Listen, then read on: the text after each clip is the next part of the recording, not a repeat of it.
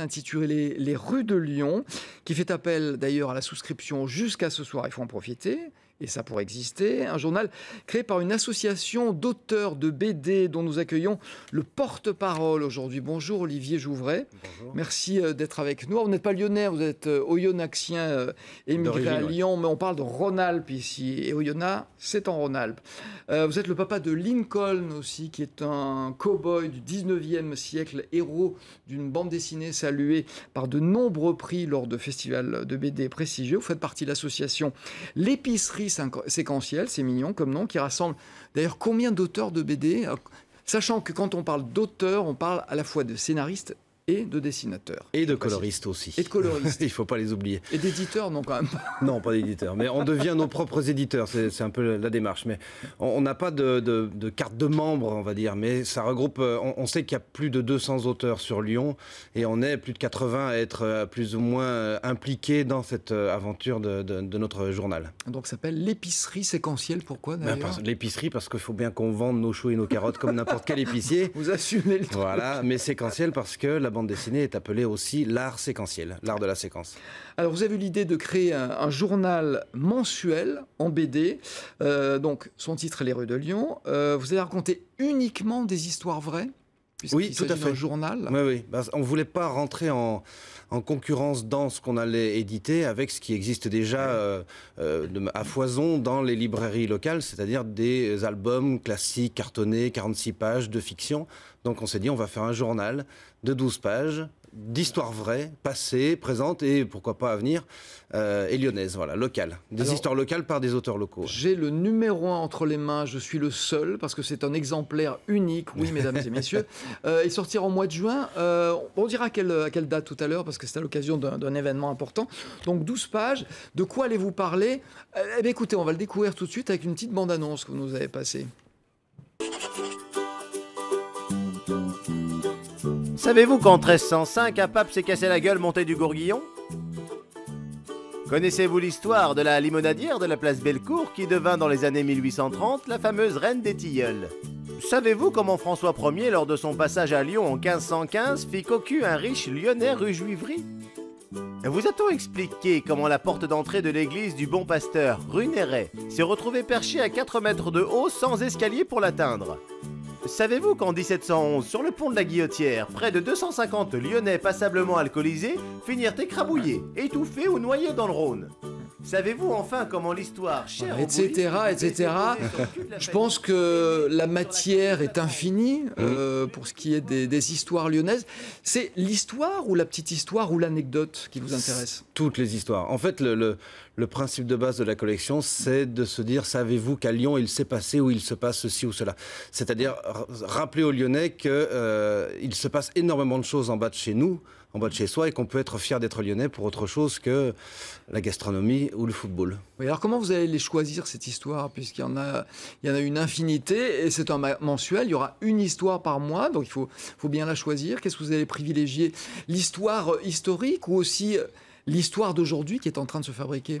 En fait, on se rend compte que dans la majorité des sujets qui nous sont proposés par les artistes qui ont envie de participer à cette collection, ou des historiens, ou même des journalistes, ce sont des histoires de l'historique lyonnais. Mais on a envie aussi d'orienter la collection vers des reportages, des documentaires, des chroniques sur des choses qui se passent actuellement, parce qu'on ne veut pas cloisonner complètement la collection, donc ça sera très ouvert. Ouais, on voyait tout à l'heure, en 1964, il y a eu une belle histoire, l'inauguration de la roseraie du parc de la Tête d'Or. Est-ce que ça pourrait faire partie des choses que vous aurez Oui, totalement, parce qu'en plus, dès qu'on fouille dans l'historique lyonnais, on trouve non seulement des histoires intéressantes, mais qui sont connectées à d'autres histoires. Donc il suffit de s'intéresser à un petit domaine de l'histoire, de tirer le fil, et tout de suite, ça va très très loin. Et effectivement, l'histoire des roses est une histoire qui nous intéresse. Qu'est-ce que justement la BD peut apporter de plus qu'un journal classique avec des caractères, des photos Je dirais que c'est une étape intermédiaire entre l'ouvrage écrit et l'anecdote qu'on raconte comme ça dans un dîner. C'est quelque chose qui est ludique, qui est accessible à tout le monde, avec un langage qui est agréable. Graphiquement, c'est plutôt agréable aussi de découvrir des artistes locaux avec leur patte graphique. Et puis, c'est aussi un objet qui se conserve longtemps, parce que la bande dessinée, on aime la collectionner, donc on a envie de travailler sur la notion d'objet. Donc, la bande dessinée est ce langage particulier qui peut toucher tous les publics, sans vouloir devenir spécialiste d'une question, mais savoir que ça existe. Vous ne fermez pas la porte à la polémique, éventuellement? Non, bien sûr que non. On a même un historien qui nous a proposé de travailler sur un sujet, par exemple, sur l'histoire des derbies entre Saint-Étienne et Lyon, en nous disant qu'il risquait d'être un peu plutôt à charge contre Lyon. Et à nous de trouver quelqu'un d'autre pour faire le second numéro, qui fera faire l'équilibre depuis Lyon. Vous serez une bonne vingtaine à participer justement à la fabrication de ce nouveau journal? Aujourd'hui, on a créé un comité éditorial. On est 23 à l'intérieur. Mais il y a bien plus... quand on a lancé une réunion, on a lancé le projet, on a eu une réunion avec tous ceux qui étaient intéressés pour participer au projet. Il y avait plus de 80 auteurs. Alors, un mensuel de 12 pages, vous dites que c'est un projet de hippies et que les hippies n'ont jamais fait la guerre à personne. Exactement. En revanche, les hippies ne sont pas vraiment connus pour avoir des qualités de gestionnaire. Est-ce que de ce côté-là, vous avez quelqu'un qui va bien tenir les cordons de la bourse? Est-ce que plus généralement, c'est une affaire qui est viable? On a parmi nos auteurs des gens qui ont des multiples compétences. Donc, on a aussi des gens qui ont des compétences en comptabilité, administration, etc. Donc, c'est un projet de hippie parce que c'est un projet qui reste sous un statut associatif. Et nous avons décidé d'un commun accord que seul le travail des auteurs serait payé et que le reste du travail, la communication, l'administration, etc., ça serait du bénévolat. Serait fait par l'ensemble des collaborateurs de manière bénévole. C'est un projet de militant aussi. Oui, c'est un projet militant, oui. Parce que le secteur de la BD, comme tous les secteurs aujourd'hui, est un secteur difficile et difficile de vivre. C'est une façon de dire, nous, on se bat. Les auteurs de BD sont de plus en plus pauvres parce qu'il y a une vraie surproduction de bandes dessinées depuis quelques années. On atteint près de 6000 bouquins qui arrivent chaque année dans les librairies de France, donc ça fait beaucoup. Et forcément, le gâteau a été divisé en plein de petites parts et chaque auteur en bave pour arriver à continuer de faire son métier correctement, pour en vivre. Et pour avoir un bon coup de pouce pour débuter, vous avez lancé une souscription.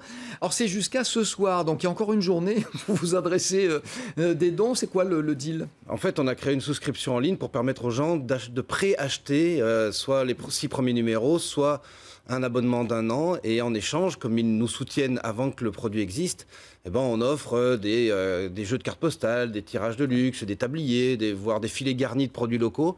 Et on a réclamé 13 000 € pour financer la fabrication des 6 premiers numéros. Et on est très heureux de voir que ça a largement dépassé l'objectif. Oui. Donc les 6 premiers numéros seront disponibles à l'occasion du Salon de la BD de Lyon les 13 et 14 juin. Ça, je veux dire, on attend la fin de l'émission pour vous donner la date. Il va falloir patienter encore un petit mois. Mais en tout cas, merci de venir nous le présenter en avant-première. Ça s'appelle Les Rues de Lyon, mensuel de bande dessinée.